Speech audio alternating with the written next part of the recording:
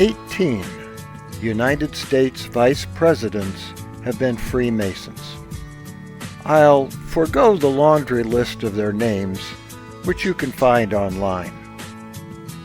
What I want to talk about is their oath of office. The oath of office of the Vice President of the United States is not the same as the oath for the presidency. It is, however, the same as that which members of Congress take. It has been changed over the years, but in its present form, it reads as follows.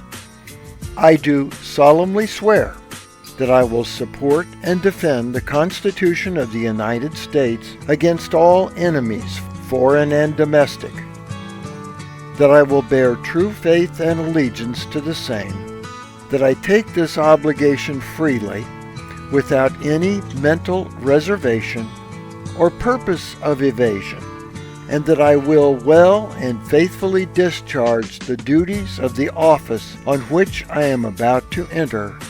So help me God.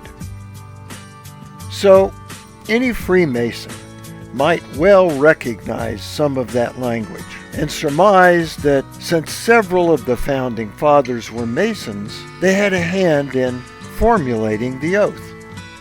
And that, of course, would be wrong. The first Congress of the United States, in its very first act, specified the wording for the vice presidential oath. It was a simple one and would have been the oath that John Adams took at his vice presidential inauguration, when he would have said, I, John Adams, do solemnly swear that I will support the Constitution of the United States. That's it. Short and sweet. Given our legislators' seemingly insatiable appetite for wordiness, Congress added to the oath over the years until it reached its present form in 1966. Significantly, the words, "So help me God," were added in 1862. As for the rest of it, with the wording of the current oath, it is in fact probable that a Freemason or two had a hand in formulating it. There are a couple of interesting vice presidential inaugural twists involving Masonic brothers.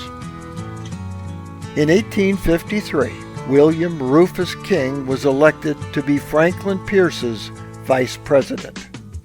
King, a member of Phoenix Lodge 8 in Fayetteville, North Carolina, suffered from tuberculosis and upon doctor's orders was in Havana on Inauguration Day, where he became the only vice president of the United States to take the oath of office on foreign soil. He never made it back to Washington, serving only 45 days in office before succumbing to the disease and never exercising any of his official vice presidential duties. In 1944, Henry A. Wallace, President Roosevelt's vice president and a member of Capitol Lodge 110 in Des Moines, Iowa, lost his bid at the convention for another term. At the time, it was tradition for an outgoing vice president to administer the oath of office to the newly elected president and vice president. It therefore became Brother Wallace's unpleasant duty to administer the vice presidential oath to the man who had defeated him in the floor fight at the convention, Masonic brother Harry S. Truman. Not only did Truman defeat him for the vice presidency, but a few months later, Wallace would have become president at the death of Brother Roosevelt. The vice president always takes his, or her, oath of office first, and is therefore primed to assume the presidency in case the incoming president drops dead between the time he gets out of his seat and reaches the podium to take his oath. Our traditions are nothing if not practical.